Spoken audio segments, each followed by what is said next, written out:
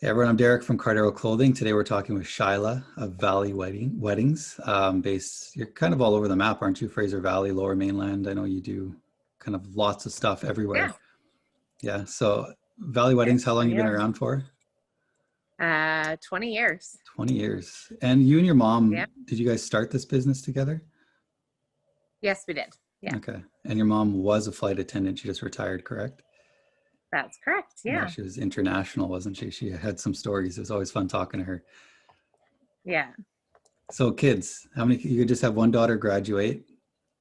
Yep. I have a 18-year-old that graduated, a 14-year-old, and I have a 7-year-old, and my partner has 5 kids, Wow, you guys are, 9 to 15. that's fun, hey? Yeah, it is. You guys got to have parties all the time. So I want to Yeah. ask you because, like, we kind of just talked before we started here, and there's a lot of brides and grooms going through something that's completely unprecedented. I don't think their great grandparents could even tell them of how weddings went during the Spanish flu. So a lot of people are going into this like, how do you navigate this? And I talked to Anand Athiviraham of Watson Goepel last week, and we talked about saving wedding deposits and just how can brides and grooms enter in prepared? So you've been in the industry for 20 years. You work with a lot of different wedding parties and you've been obviously around for a while, but this is unprecedented for everybody. So I'm curious, Yeah. what are you seeing vendors especially doing right now to kind of help brides and grooms and navigate this season? What I've noticed most vendors, including myself, have been doing is just working with changing dates for brides that are wanting to try to hold off for having the larger weddings down the road.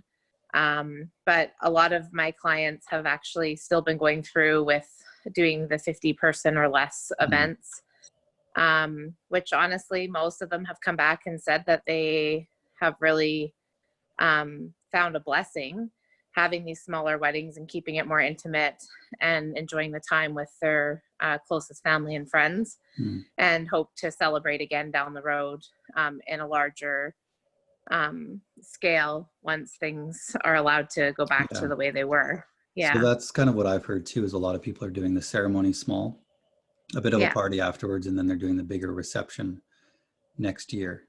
Yeah, So that that's kind seems of to be what, the trend that I'm seeing. I okay. know right now some people are starting to panic a little bit of what next year's even going to look like. Mm, Everything's so unpredictable right now. So, um, my philosophy is love isn't canceled. So, get married and, become husband and wife and mm. see, see what happens down the road and decide to move forward with that later. Yeah, we had just behind us in the property had a massive wedding 2 weeks ago.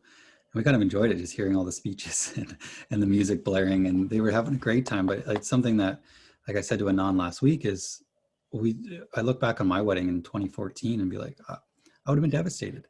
But I Yeah. also know if you have the closest family and friends around you, it's a different experience, and I think it'd be more intimate. What do you say to brides and grooms right now who are going through this? Obviously, the emotional stress and kind of grief, I would even say, is there of having to either postpone your wedding or go with the smaller one. What kind of advice do you have with brides and grooms right now to kind of get through this season? Would you even consider saying to them something like, okay, well, maybe we can plan two weddings. We can plan this year's and we can plan it for 50 people, Yeah, and I then it do. would look like this. And then maybe Yeah. next year or a year and a half, you could be like, and then maybe we'll kind of do the same thing, but bigger. Like, do a lot of Bigger. people talk And about I have splitting it done up? that with a few Yeah. brides. Yeah. Yeah.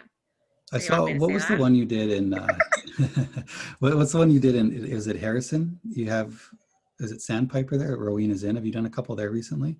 Are they still allowing Yeah, we did smaller a weddings? we did we did a COVID package there. So Okay. I've done that with Rowena's. We created a COVID package just to help brides get the smaller scale wedding in now, but have, the impactful decor Hmm. and easy planning process. And then I've been doing stuff with Boss and the Lodge as well, Okay. um, creating those types of packages and helping the brides get through it there as well. So And I've seen those photos and they still look amazing. Like the weddings, yeah, it's been just great. the way Well, they're the one the thing, photos, like you can't yeah. tell. Well, the one thing that a lot of brides have been saying is because the events are more scaled back, they're able to spend a little more of their budget towards decor and stuff now, right? Right. So a lot of my brides and grooms and couples have been really excited about, hey, like, okay, well, you know, we were trying to keep within a budget. Now we can expand that a bit. So let's go a little bit more out with the decor so that we can have that dream wedding that we always kind of wanted. Yeah. So that's been pretty cool to see. Yeah, good. That's good to Yeah. hear because I know a lot. Well, I'm on those message boards all the time. I think you are too.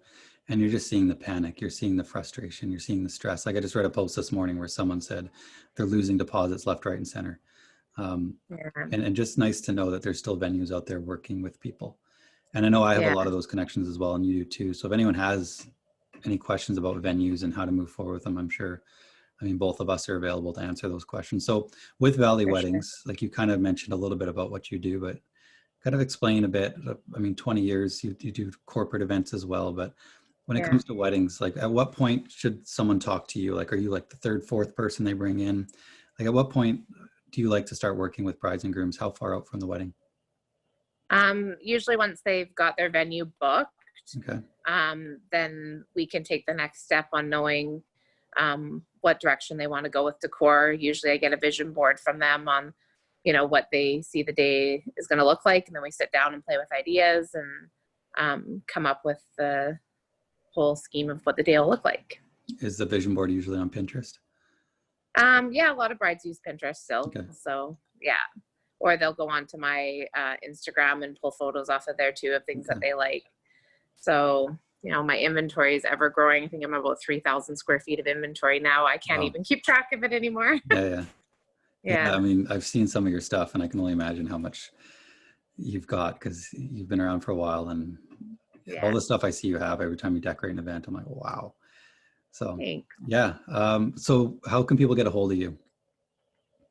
They can get a hold of me on email at valleyweddings@shaw.ca or on Instagram or Facebook under Valley Weddings, or my phone number is 604-835-7526. All right, perfect. Thanks for doing this, Shyla. I really appreciate it. Thanks.